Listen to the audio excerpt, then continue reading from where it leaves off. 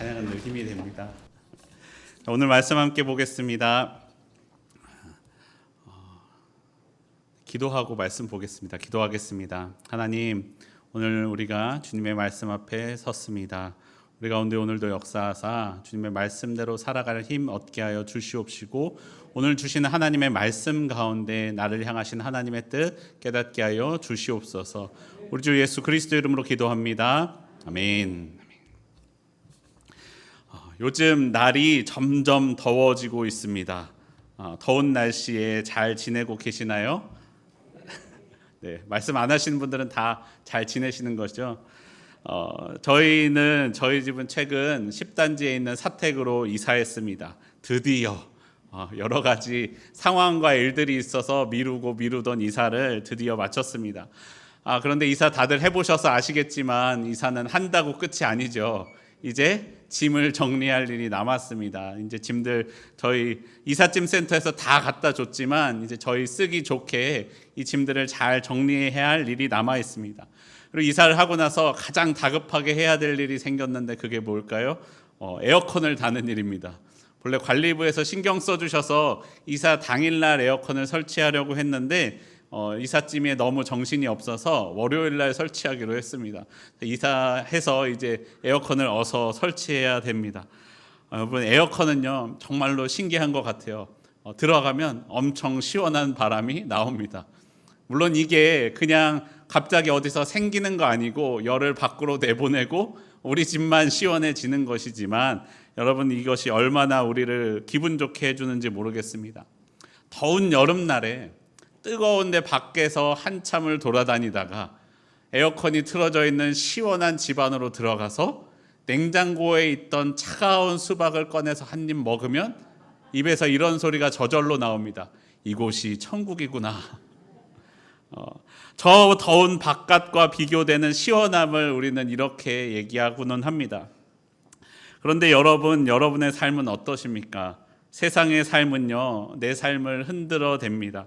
마치 뜨거운 무더위나 혹한의 추위가 있는 것 같은 세상을 살아갈 때에 집 안에 들어가 있는 것처럼 바깥은 춥던지 덥던지 상관없이 보호되고 있는 집 안에 사는 것처럼 하나님의 품 안에서 보호를 받으며 더위와 추위에도 시원하게 또 따뜻하게 잘 지내고 계시는 삶을 살고 계신가요? 그리스도인의 삶은요, 언제나 하나님의 보호하심 아래 살아갑니다.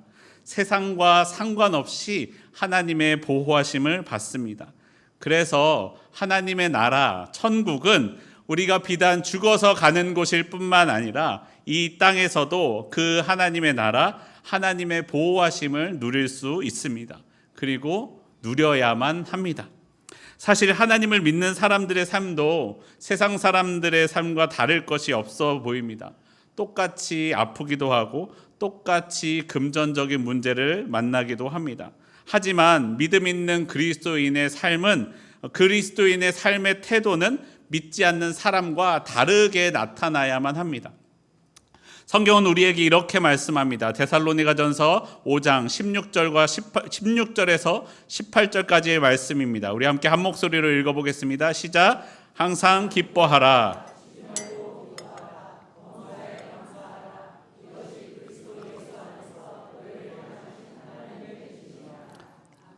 우리의 많은 상황도 그렇지만 당시 초대교회의 많은 사람들의 삶도 우리의 모습과 크게 다를 것이 없었던 것 같습니다.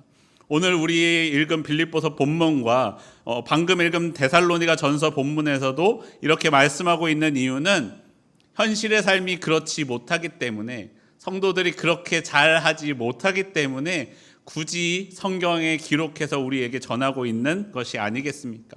우리가 그것을 잘 누리고 있지 못하기 때문이 아니겠습니까? 오늘 본문 빌립보서의 편지를 받고 있는 빌립보 교회와 그리고 그 편지를 쓰고 있는 사도 바울의 상황을 보아도 그렇습니다. 빌립보 교회는 사도 바울이 2차 전도 여행 때 마게도니아 지방에서 처음 세운 교회로서 약 2번 정도 더 방문한 적이 있기는 했지만 오래 함께 했던 교회는 아니었습니다. 그리고 빌립보서 내용을 차근차근 뜯어보면 빌립보 교회가 문제가 없었던 교회도 아니었습니다. 사람들 간에 다툼과 분열이 있었던 교회였습니다. 그리고 사도 바울, 이 편지를 기록하고 있는 사도 바울도 이 기록할 당시에 로마 감옥에 투옥되어 있었던 상태였습니다. 문제가 있는 교회와 그리고 감옥에 갇힌 사도 바울, 이것이 당시의 상황이었다라는 것입니다. 하지만 그럼에도 빌립보 교회는 사도 바울을 향한 섬김을 멈추지 않았습니다. 사도 바울을 물질로 후원할 뿐만 아니라 에바브로디도라는 사람을 보내어 바울 옆에서 시종들게 해 주었습니다. 깊은 애정과 호의가 있었기 때문에 가능한 일입니다. 그리고 사도 바울은 그런 감옥에 갇힌 상황에서도 빌립보 교회를 생각하며 편지를 쓰고 있는 것입니다. 교회를 생각하며 기도하는 사도 바울과 그 사도를 섬기는 교회의 섬김, 이 둘이 마치 혼란스러운 세상 가운데 어려운 가운데에서도 그 가운데 하나님의 나라를 누리고 있는 것과 같은 모습을 보여줍니다. 문제가 없는 것은 아니지만 그래도 건강했습니다. 그래서 이 빌립보서 전체의 분위기를 한마디로 표현하면 기쁨입니다. 기쁨. 그래서 빌립보서는 기쁨의 서신이라는 별명을 가지고 있습니다. 어떻게 우리도 빌립보 교회처럼 그리고 이 편지를 쓰고 있는 사도 바울처럼 상황과 상관없이 기쁨을 누리며 살 수 있을까요? 어떻게 우리는 이 땅에서 하나님의 나라, 천국을 사는 삶을 오늘의 본문 빌립보서에서 말씀하고 있는 삶을 우리도 살기를 원합니다. 예수 그리스도를 믿는 믿음이, 그 믿는 사람이 이 땅에서도 하나님의 나라 천국을 누리며 사는 삶에 대하여 우리에게 말씀해 줍니다.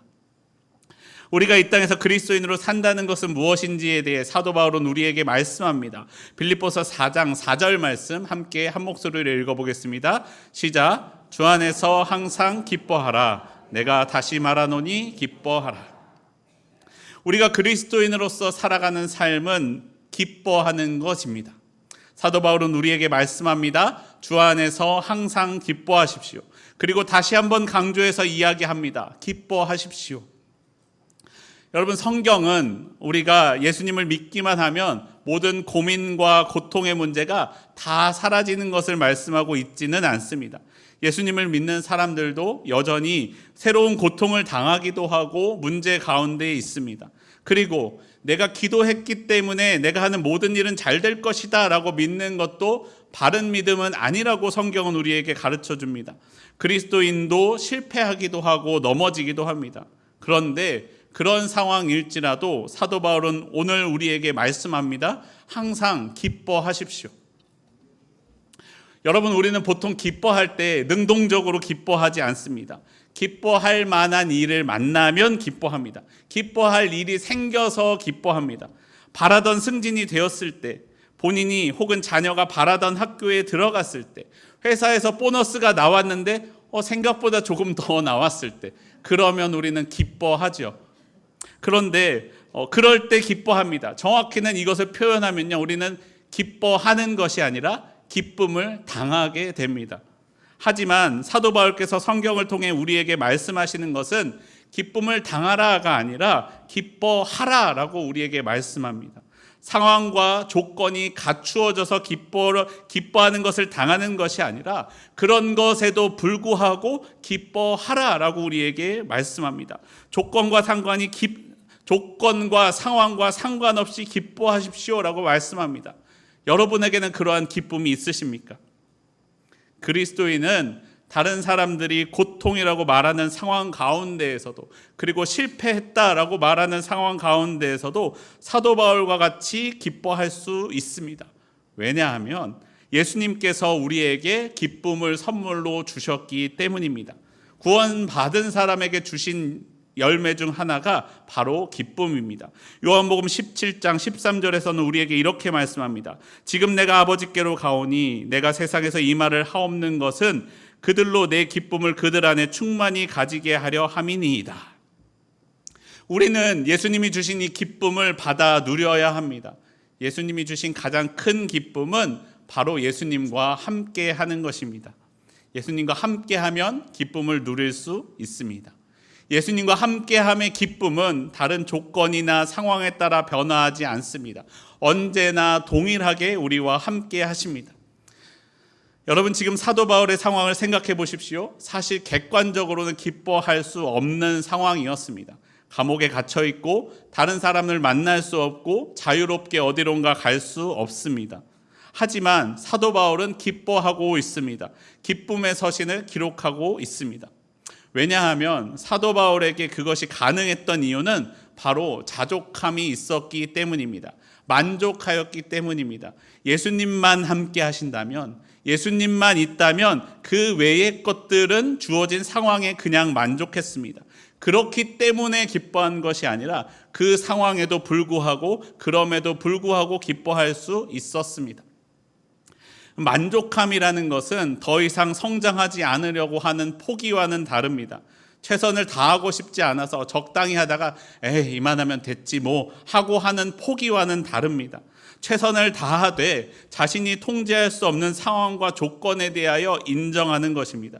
그리고 내가 할 수 없는 삶의 상황 가운데에서도 하나님이 나를 인도하고 계신다라는 것을 받아들이는 것입니다. 주님이 나와 함께 하시기에, 하나님께서 내 삶을 인도하고 계시기에 나는 그 상황에 만족합니다. 사도 바울은 부유함에도 그리고 궁핍함에도 그 기쁨이 흔들리지 않았습니다. 언제나 기뻐할 수 있었습니다. 그래서 사도 바울은 이렇게 고백합니다. 빌립보서 4장 13절입니다. 내게 능력 주시는 자 안에서 내가 모든 것을 할 수 있느니라. 여러분, 우리가 함께 고백하길 원합니다. 4장 13절 함께 한 목소리로 고백하겠습니다. 시작. 내게 능력 주시는 자 안에서 내가 모든 것을 할 수 있느니라. 여러분, 사도 바울과 함께 하셨던 예수님께서 지금 저와 그리고 여러분과 함께 하십니다.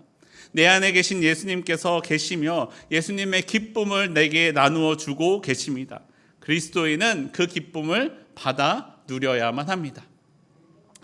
제가 얼마 전에 아이들을 데리고 놀이동산에 다녀온 적이 있습니다. 많은 사람들이 쉬는 날이어서요, 놀이동산에는 사람들이 많이 있었습니다. 날씨는 점점 더워지는 날이었는데 사람이 얼마나 많았던지 어떤 놀이기구는 1시간가량을 기다려야 탈 수 있기도 했습니다. 사람이 많으니까 여러분, 7살짜리랑 4살짜리가 1시간을 서서 기다리는 것이 얼마나 어려웠겠습니까? 얼마나 힘들었겠습니까? 그래서 놀이동산을 다녀와서 아이가 만약에 이것이 너무 힘들기만 한 기억으로 남았으면 어떡할까 걱정하며 아이에게 물었습니다. 오늘 어떤 게 제일 기억에 남았냐?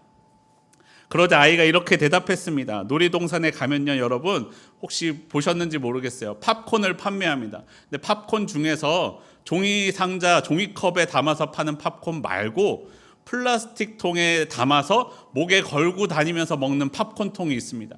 이게 종이컵에 있는 거랑 양은 비슷한데 가격은 3배입니다.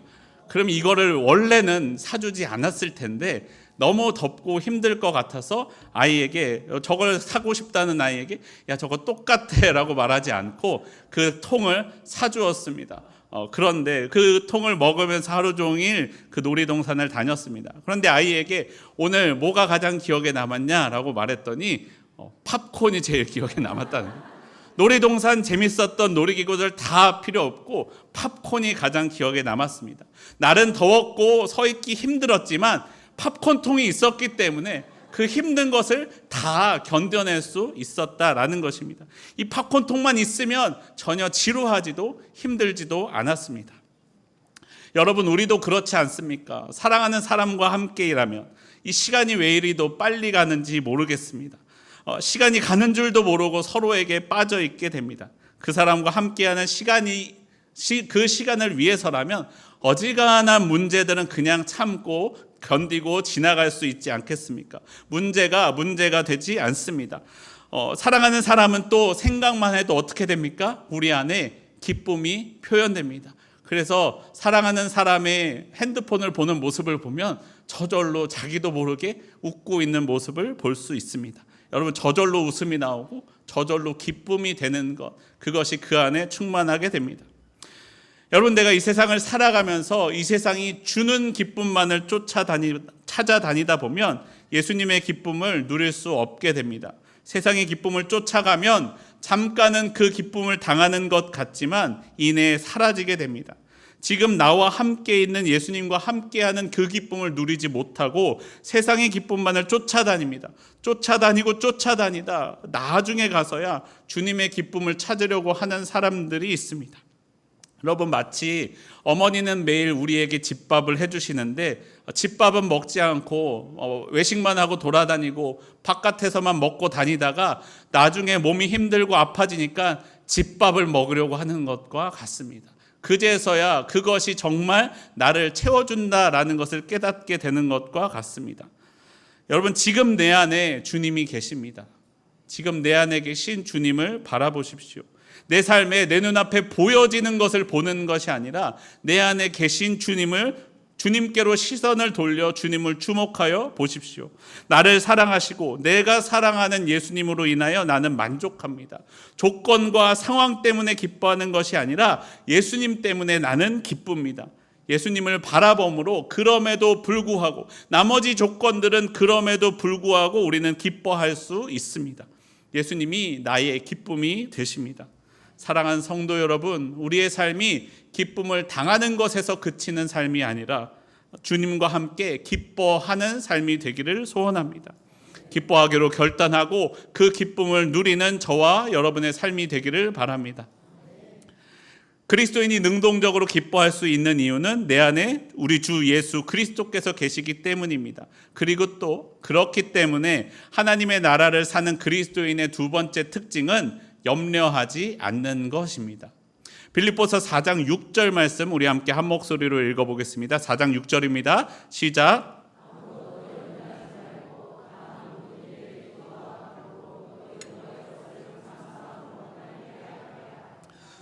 사도 바울은 우리에게 염려하지 말라라고 말씀합니다. 그리스도인은 염려하지 않습니다.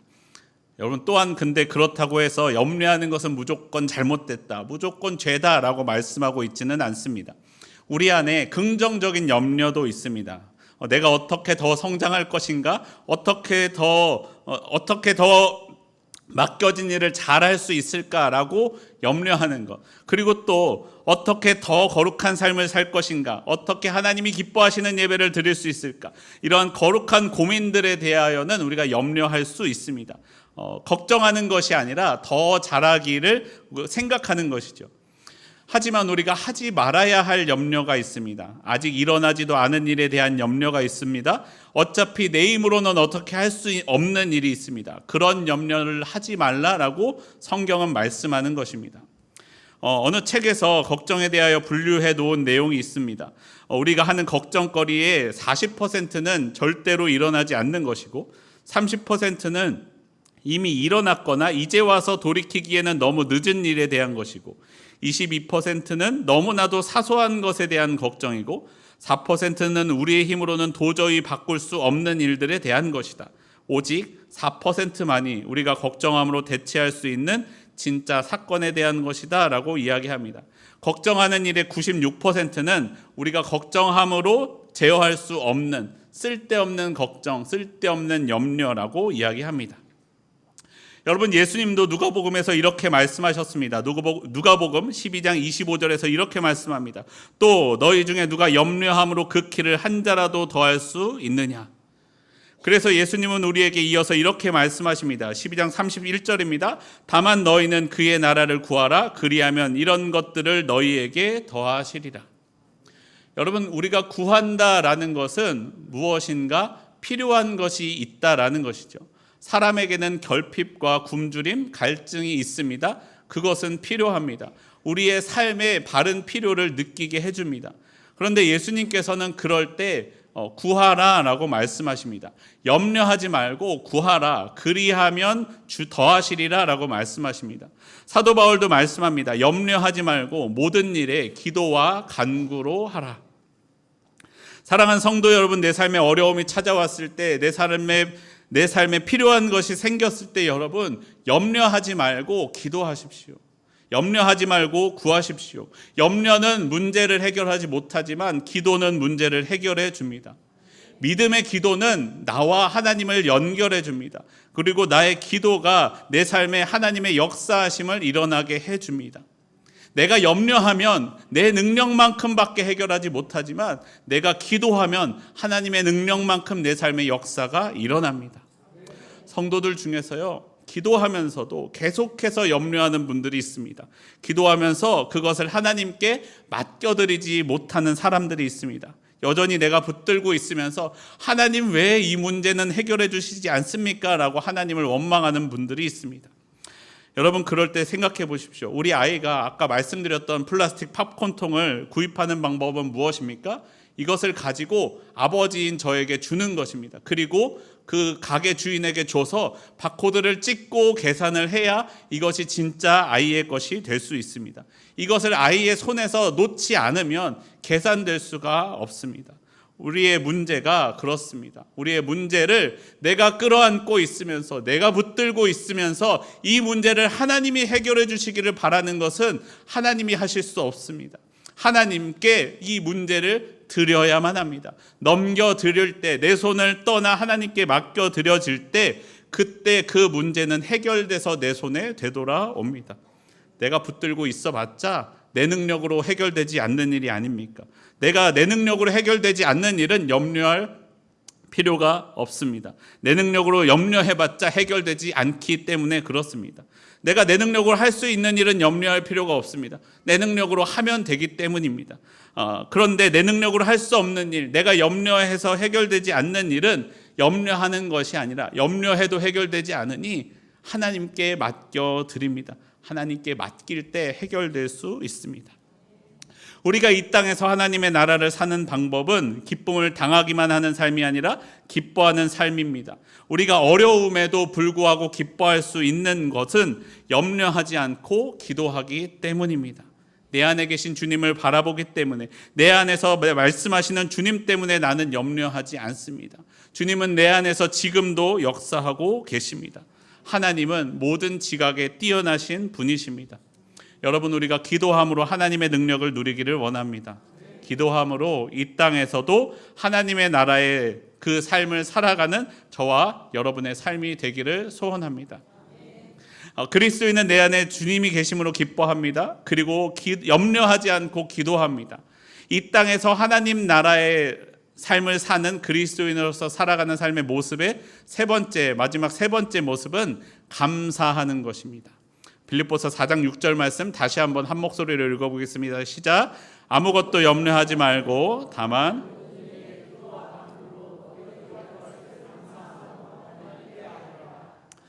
사도 바울은 세상 사람들이 염려하는 일에 대하여 우리는 기도합니다, 간구합니다 라고 말씀하면서 이어서 말하기를 그리고 감사함으로 하나님께 아뢰라 라고 우리에게 말씀합니다. 감사하는 것이 그리스도인의 삶입니다. 그런데 여러분, 오늘 본문을 주목해 보십시오. 언제 감사합니까? 성경은 우리에게 말씀합니다. 주셔서 감사하는 것이 아니라 먼저 감사함으로 아뢰는 것, 그것이 그리스도인의 삶입니다.